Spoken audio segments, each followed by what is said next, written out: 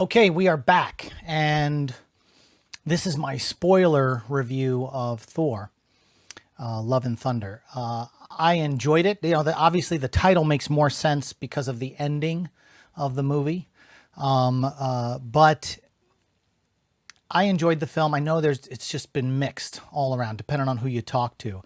I was not a Thor comic book reader. Okay, so any kind of movie that comes out with Thor, I just roll with it. So I'm not a purist in that sense. I thought Chris Hemsworth did a fun job. I enjoyed how his character kind of changed from movie to movie and then became this fun. One of the things, like, I think a lot of the superhero movies have a tendency to do in some respects. Marvel's been accused a little bit too much of this with the comedy lately, but they're very serious, and because I'm 47, I grew up with Christopher Reeve Superman and things like that. So when I look at superheroes, I want to have fun. Like, I don't want to come out feeling depressed or sad or anything like that. So, but with Thor, the beginning of the film, Christian Bale's character, Gore, the God Butcher, he's walking through the desert. He's the last of his kind, I guess, with his daughter, and they're dying, basically. And they've been praying to this God forever. And when he finally does meet the God does nothing for him. And his daughter dies prior to him meeting the God. So for me, like, I'm in the theater, I got a 2.5-year-old, and I'm watching Christian Bale just give this amazing performance as his daughter dies and he buries her in the sand with rocks, and he's laying there holding her, her mound and crying and everything. And so for me, like, I connected with it right off the bat. I was like, oh, this is messed up. And then of course, it goes into the Guardians of the Galaxy stuff. Which that's fine. I wanted a little bit more Guardians of the Galaxy in the film, maybe in the first act, just a little bit more. I'm a huge Guns N' Roses fan. I saw them in '89 during the Use Your Illusion tour when I was a kid. Appetite for Destruction, that album was like one of the biggest albums when I was a teenager, growing up. So to hear, Guns N' Roses rocking in there, Welcome to the Jungle, Paradise City, and then at the end, for the big battle sequence, they kicked it with that last part of November Rain, which I was just like in the theater, like, yeah. So, for me, like, the movie, the first act, was good. It was fun. It was playful, except for that stuff with Christian Bale in the beginning. I know there's been a lot of criticism that, they called, Christian Bale is the God Butcher, and according to the comic books, like, he killed a lot of gods, and they only reference that he's killed a lot of gods when they're trying to talk to Zeus. I enjoyed Russell Crowe as Zeus.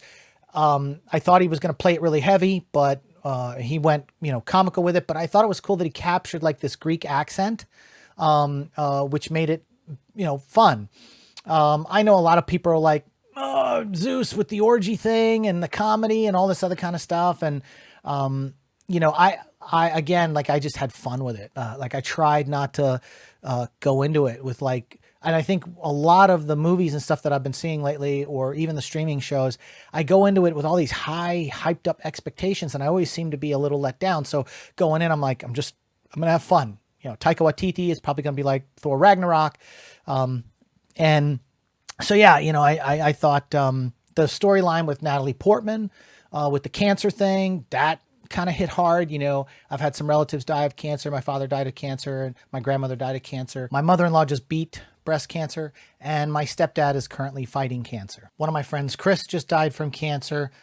My best friend's sister has cancer right now, and my sister beat cancer years ago. You have these story elements that can affect you if you've experienced these things firsthand, and same with like the daughter thing, and same with, cancer. And so I think, like, depending on who's watching this movie, they're either understanding these things and emotionally attaching themselves to it, which makes the film experience better, or they're not, and they just don't get it. And they're like, oh, that was weak. Oh, she had the cancer. I thought the three-way love triangle between Thor's hammer and and Stormbreaker and Thor was funny. It was kind of silly. You know, it almost, in some respects, it kind of takes away Chris Evans, Captain America, you know, is able to, because he's worthy, you know, to have the hammer and everything. And, you know, it kind of makes it a little too, but you know, I lived with it, you know, cause it is what it is.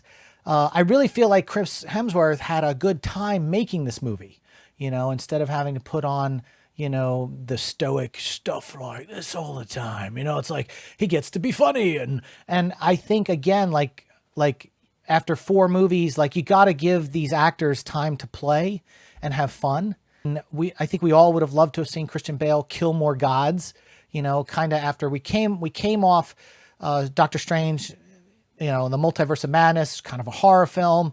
And I think, like, maybe the way they were strategizing this with Taika and everything was kind of like, okay, we're going to hit him early in the first quarter of the year with this, you know, heavy horror film. It's going to, you know, people are going to freak out. They're either going to love it, they're going to hate it. Still made $900 million. And then we're going to hit him with some comedy and lighten it up a little bit before we may go into a little bit more heavier stuff with some of the other films down the road. And I think that's where we're at. I will say it was interesting to see Thor be able to transfer his power to all the kids in that last scene when they all jumped in. And I guess, you know, I kind of could have lived without that, but at the same time, it worked within the story.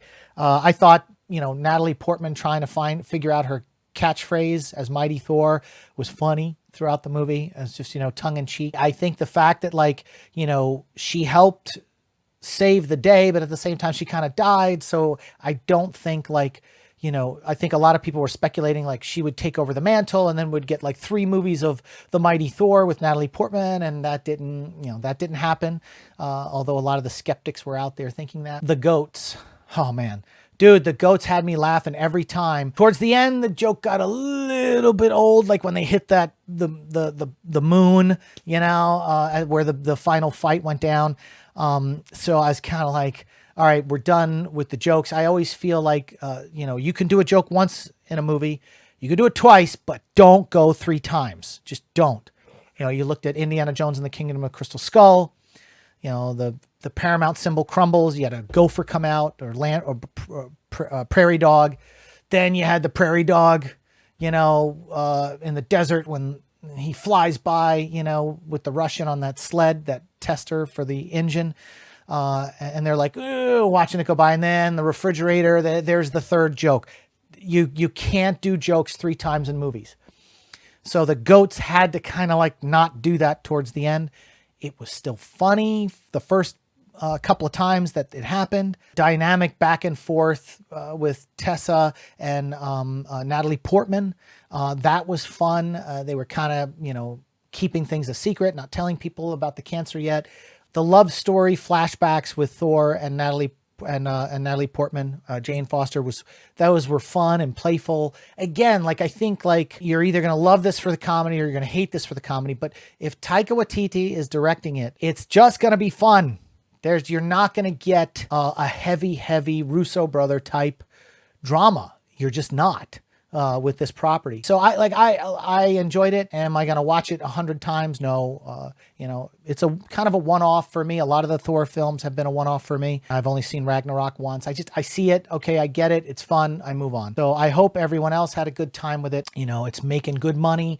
Every Marvel film, no matter how much people want it to fail or think it's going to fail, they just kind of don't. These movies are made not for the hardcore comic book purists, but they're made for the general audience as well, because it's called show business. It is a business. They're out to serve everyone and make money at the same time. I think as long as people start thinking about those things when they go into these movies, bring their expectations down just a little bit more, they can just have fun with the films. So those are my thoughts. What did you guys think of Thor: Love and Thunder? I know I was all over the map with my thoughts, but that's how it is. It just comes out and I throw things around. What did you guys think? Let's talk about it in the comments section.